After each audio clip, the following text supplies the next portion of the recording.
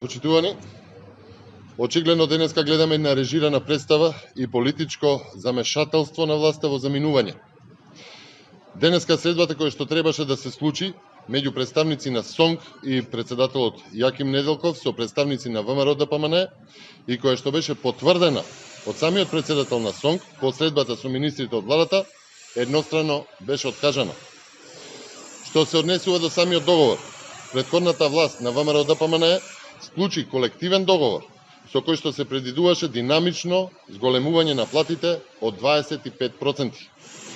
Оваа влада е 3 години на власт и немаше никакво зголемување, а се што требаше да направи беше да се почитува договореното од страна на Министерството за образование, кое повеќекратно го прекршува тој колективен договор.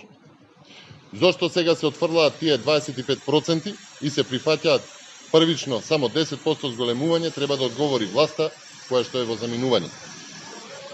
Да бидеме јасни и недвосмислени, ВМРО-ДПМН го поддржува секое зголемување на платите на работниците, кое што треба да се прави врз основа на здрава и на развиена економија.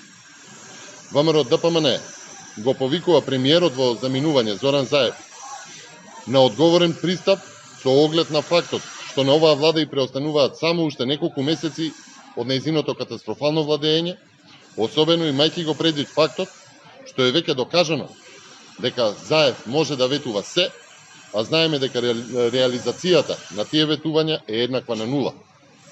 Како и за се друго, неговиот збор нема вредност, зашто овој човек не држи до својот договор.